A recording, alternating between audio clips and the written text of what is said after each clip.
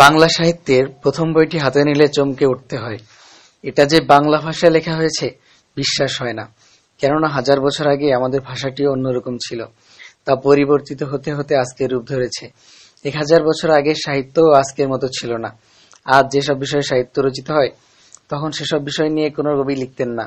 সময় এগিয়ে গেছে, সাহিত্যের জগতে এসেছে নতুন নতুন ঋতু। এর ফলে বদলে গেছে তার রূপ। বাংলা সাহিত্যের প্রথম বইটির নাম হলো চর্যাপদ। এর কবিতাগুলো ছোট ছোট, কবিদের মনের কথা এগুলোতে স্থান পেয়েছে। কিন্তু এরপরেই দেখা দেয় বড় বড় বই, বিরাট বিরাট তাদের গল্প, এবং কবিরাও মনের কথা বলছেন না, বলছেন মানুষ ও দেবতার গল্প। এরপরে আবার আসে ছোট ছোট কবিতা, এগুলোকে আমরা বলি বৈষ্ণব পদাবলী। এগুলোতে প্রবল আবেগ আর মনের কথা বড় হয়ে ওঠে। এভাবে সাহিত্য বদলায়। কবিরা চিরকাল একই বাঁশি বাজান না, প্রতিটি নতুন সময় তাদের হাতে তুলে দেয় নতুন বাঁশরি। বাংলা সাহিত্য সম্বন্ধে আরো একটি কথা মনে রাখার মতো, এই সাহিত্য জন্ম থেকেই বিদ্রোহী। এর ভিতরে জ্বলছে বিদ্রোহের আগুন। কেন এই আগুন? বাংলা ভাষা ও সাহিত্য সমাজের উঁচু শ্রেণীর লোকের কাছে মর্যাদা পায়নি সহজে। এর জন্মকালে একে সহ্য করতে হয়েছে উঁচু শ্রেণীর অত্যাচার, উৎপীড়ন।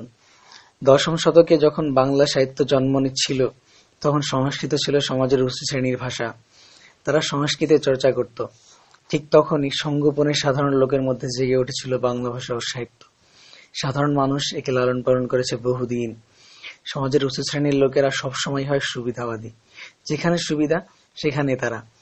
তাই জন্মের সময় বাংলা ভাষা ও সাহিত্য তাদের ভালোবাসা পায়নি, পেয়েছে অত্যাচার। তারপরে মুসলমান আমলে এই উঁচু শ্রেণীর সংস্কৃতির বদলে সেবা করেছে ফার্সির, এবং ইংরেজ রাজত্বে তারা আঁকড়ে ধরেছে ইংরেজিকে, অথচ এরা ছিল এদেশেরই লোক। তবে বাংলা ভাষা বিদ্রোহী, অত্যাচারকে পরোয়া করেনি, নিজেকে প্রিয় করে তুলেছে। সাধারণ মানুষের কাছে, সাধারণ মানুষের বুকের মধ্যে অগ্নিশিখার মতো চলেছে। সাধারণ মানুষ একে নিজের রক্তের চেয়েও প্রিয় করে নিয়েছে, এবং একে ব্যবহার করেছে নিজেদের প্রতিষ্ঠার সংগ্রামে। এর ফলে ভীত হয়েছে উঁচু শ্রেণী, এবং সবকিছুকে পরাজিত করে জয়ী হয়েছে বাংলা ভাষা ও সাহিত্য। বাংলা সাহিত্যের বয়স 1000 বছরেরও বেশি। চর্যাপদ হচ্ছে বাংলা সাহিত্যের প্রথম কাব্যগ্রন্থ বা গ্রন্থ। এটি রচিত হয়েছিল 10ম শতকের মধ্যভাগ থেকে দ্বাদশ শতকের মধ্যে, অর্থাৎ 950 থেকে 1200 খ্রিস্টাব্দ। এরপরে যুগে যুগে কবিরা, লেখকেরা এসেছেন, সৃষ্টি করে গেছেন বাংলা সাহিত্য। আমরা আজকাল বাংলা সাহিত্যের দুটি ভাগ দেখে থাকি, এর একটি কবিতা আর একটি গদ্য। যে গদ্যে লেখা হয় গল্প, উপন্যাস, প্রবন্ধ, নাটক, আরো কত কি। বাংলা সাহিত্যের একটি বিরাট অংশ কবিতা। 1800 সালের আগে বাংলা সাহিত্যে গদ্য বিশেষ ছিলই না। এতদিন ধরে রচিত হয়েছে কেবল কবিতা। কবিতায় লেখা হয়েছে বড় বড় কাহিনী, যা আজ হলে হয় অবশ্যই গদ্যে লেখা হতো। ভাবতে কেমন লাগে না যে সেকালে কি গদ্য লেখার কথা ভাবলেন না, সবকিছু গেঁথে দিলেন ছন্দে। সব সাহিত্যেরই প্রথম পর্যায়ে এমন হয়েছে। এ কারণ মানুষ কবিতার জাদুতে বিভোল হতে ভালোবাসে। সেই কবে যেদিন প্রথম সাহিত্যের আবির্ভাব ঘটেছিল, সেদিন লেখকের বুকে তরঙ্গিত হয়ে উঠেছিল ছন্দ।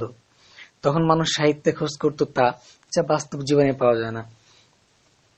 যে ভাষায় তারা সারাদিন কথা বলতো, যে গদ্যে তারা ঝগড়া করত, তাতে সাহিত্য হতে পারে একথা তারা ভাবতে পারেননি। তাই তারা বেছে নিয়েছিল এমন জিনিস যা প্রতিদিনের ব্যবহারে মলিন নয়, যাতে ছন্দ আছে, সুর আছে। এমন হয়েছে সব দেশের সাহিত্যে, বাংলা সাহিত্যেও। 10ম শতক থেকে 8ম শতকের শেষ পর্যন্ত বাংলা সাহিত্য রচিত হয়েছে কবিতায় বা পদ্যে। লাল নীল দীপাবলি বাংলা সাহিত্যের প্রধান সংবাদগুলো শোনাবে। সব সংবাদ শুনবে বড় হলে। তখন তোমাদের হাতে আসবে চর্যাপদ, শ্রীকৃষ্ণ কীর্তন বা বৈষ্ণব পদাবলী। হাতে পাবে বাংলা সাহিত্যের ঐতিহাসিকদের বড় বড় বইগুলো। রবীন্দ্রনাথ তখন তোমার হাতে হাতে ফিরবে। তোমার জন্য কবিতা, গল্প, নাটক নিয়ে টেবিলে এসে হাজির হবেন কবি মধুসূদন দত্ত, ঔপন্যাসিক বঙ্কিমচন্দ্র চট্টোপাধ্যায়, ঔপন্যাসিক শরৎ, বিভূতি মানিক, তারাশঙ্কর, কবি জীবনানন্দ, সুধীন্দ্রনাথ, বুদ্ধদেব এবং আরো অনেকে। এবং আসবেন একালের লেখকেরা। তোমার চতুর্দিকে প্রদীপ, মাঝখানে তুমি বসে আছো, তুমি রাজা।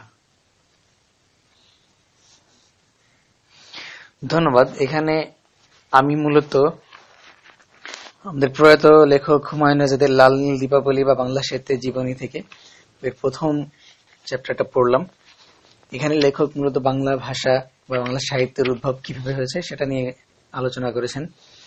এখানে উল্লেখ্য বিষয় যে তিনি প্রথমে উল্লেখ করেছেন যে বাংলা সাহিত্যের প্রথম যে বইটি বা গ্রন্থটি সেটার কথা নাম উল্লেখ করেছেন, সেটি হচ্ছে চর্যাপদ। এটি মনে রাখার মতো, এটি রচিত হয়েছিল আনুমানিক 950 থেকে 1200 খ্রিস্টাব্দের মধ্যে। তিনি বাংলা সাহিত্যের দুইটি ভাগের কথা উল্লেখ করেছেন, এটি হচ্ছে গদ্য এবং আরেকটি হচ্ছে পদ্য। তো এই গদ্য সাহিত্যটা এসেছে একদম 1800 সালের দিকে। তো এর আগে সাহিত্য রচিত হতো মূলত পদ্যে বা কবিতায়, অর্থাৎ মানুষ ছন্দে বা কবিতার মাধ্যমেই সাহিত্য রচনা করত, এটাই মূল বিষয়।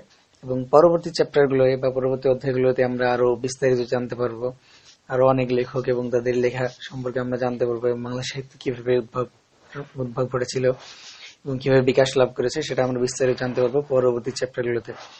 ধন্যবাদ সবাইকে।